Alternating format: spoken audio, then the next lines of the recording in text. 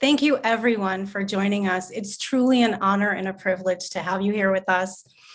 As Jenny said, I'm Michelle Timish. I'm an attorney, a small business advocate and coach, and the CEO of investment crowdfunding platform Crowdfund Main Street. Crowdfund Main Street is a regulation crowdfunding platform that is designed especially for pro-social small businesses and investors who are drawn to economic and social transformation through enterprise. Today, you will hear 13 different 5-minute presentations from companies that want to use their small businesses to make the world a better, more just and healthier place for all of us. It occurred to us as advocates for pro-social small businesses that we have an obligation to help spread the word about the unprecedented opportunity we have to shift our attention from Wall Street to Main Street. Small businesses are an endangered species. Even though there's no shortage of entrepreneurial spirit in this country, we seem to be doing everything in our power to destroy this quintessentially American path to self-determination, innovation, problem solving, and local economic resiliency. Small business is still the lifeblood of our country, responsible for over 2/3 of our economy, but that cannot last if we continue to ignore the hardships that we impose on small businesses by denying resources to those that stand between a society made up of monolithic, socially corrupt corporate giants and super PACs on the one hand, and lively, sustainable, resilient, unique cities and towns on the other hand. Power will always grow where our attention flows.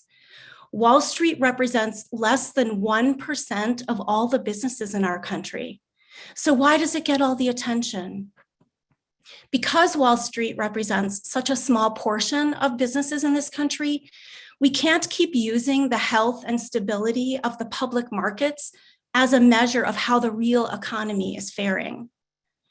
People scratch their heads and wonder about this disconnect between the news we hear about Wall Street and the economic realities in our communities that are falling further and further into decline.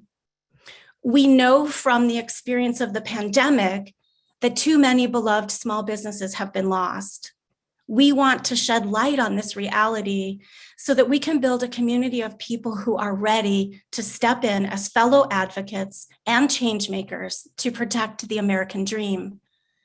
We have all the tools we need to transform our industries, save our planet, our communities. We have everything. And we need to get closer to the point where we are actually reflecting with our enterprise the will and the values of the vast majority of our people. The first step we're embarking on today is building a community of individuals like you who are ready to advocate and act on behalf of pro-social enterprise. Never doubt that a small group of thoughtful, committed individuals can change the world. In fact, it's the only thing that ever has. Margaret Mead. We have one more presentation. I'd like to welcome Elvis Nuno of the Pacific Northwest Rural Broadband Alliance. Elvis, welcome. Great. Okay. All right. So yes, as Michelle said, I am Elvis Nuno, and I am the president of the Pacific Northwest Rural Broadband Alliance. So I'm here today to talk to you about America's broadband crisis and how we are actively working to fix it. So for decades, Americans' access to modern broadband service has really been in steady decline. The Pew Charitable Trust reports that over 40 million people nationwide lack access to home broadband. Over the years, it's become more and more difficult for low-income families and rural communities to access modern broadband service. The problem is so widespread that even 30% of rural households that make over $75,000 a year can't access broadband, no matter how much they're willing to pay. During the COVID pandemic, corporate internet providers failed to expand access when we really needed it the most. And this has proven what many of us have known for years, and that's that national telecoms have no intention of providing our rural communities with the connectivity that they need to participate in the modern world. In Montana, where I live, where we're building out our first network, we rank last in the country for broadband access, dead last, 50th place. We pay the highest prices for the slowest speeds, making it incredibly difficult for people to work from home, access distance learning and remote healthcare, and conduct everyday business. So you're probably asking yourself why these hugely wealthy and successful companies that already provide incredible service to our largest cities aren't able to provide that to rural communities as well.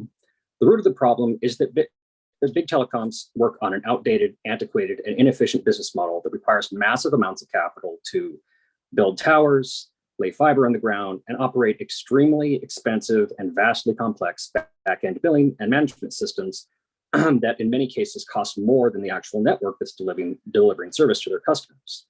So this infrastructure makes their networks unreliable, extremely expensive, and requires years or even decades to ROI. It also means that the majority of our rural communities aren't recognized as being profitable enough to justify their intention or investment. So we have an entirely different business model, one that provides higher speeds, lower prices, better reliability, and most importantly, local self-reliance and autonomy from big telecom.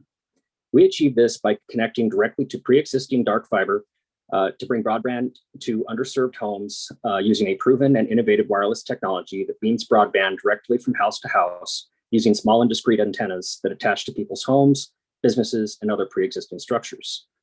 These antennas act as what we call relay nodes that create what's known as a mesh network. That's a resilient, self-healing system that customers can get connected to just as easily as they can from any conventional internet provider. It also means that customers can actually earn a real-time income for helping provide the signal that connects their neighbors and strengthens the reliability of the network. So with a combined 50 plus years of experience that our team has gained in telecom and technology fields, we're leading the charge in building these community-powered broadband networks. We're engineers and managers that have built national wireless 4G networks and run teams across the country. And our strategy for closing the digital divide uses a three-pronged model. The first prong involves working directly with a coordinated group of individuals in an underserved community who have the desire to directly form their own broadband co-op. We guide them through the planning phases. We provide them in-person support to help launch their network and train their technicians. And then we continue to provide high-level technical resources, remote monitoring and support, routine boots on the ground resources to help them maintain and upgrade their network to ensure it continues to succeed and meet the ever-increasing demand for faster connectivity. Through this process, we could be most effective in bringing modern broadband to as many communities as possible, but also help these communities become more self-sufficient and improve their local economies by creating a successful business that provides highly skilled, highly desirable, sustainable jobs. However, not all communities have a group of individuals who are interested in dedicating themselves to such an organization, in which case we can still bring the broadband services that they need. Through our second prong, we assume the responsibilities and logistics of building and operating the network, just as we're doing in our flagship network that we've launched in Missoula, Montana at the start of 2022. Through this process, we coordinate with residents and businesses throughout the area to install the needed relay nodes and contract with local businesses that can provide qualified technicians to complete customer installs. Our third prong involves communities that may already have a local internet provider, but one that's struggling to expand or improve their level of service.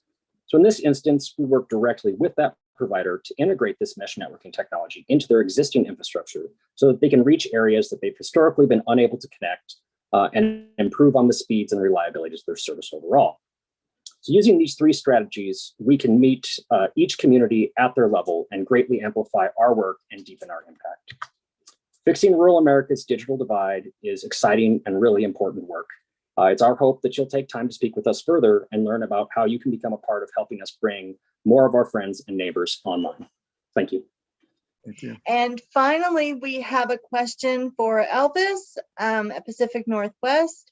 How is your internet different from what Tesla's building? Yes, so Tesla's service, so it's called Starlink, is a low altitude satellite service. So by comparison, ours is a fixed wireless service. So it's an antenna on the side of your house that's coming from another antenna on the ground. But most importantly, how it's different is it's faster, it's cheaper, it's more reliable, and most importantly, it's locally owned. And that individuals get to actually own a piece of last mile infrastructure that they otherwise wouldn't be able to own, otherwise being beholden to big telecoms like Starlink like Spectrum, AOL, Time Warner. And by owning that piece of infrastructure, they profit from it directly.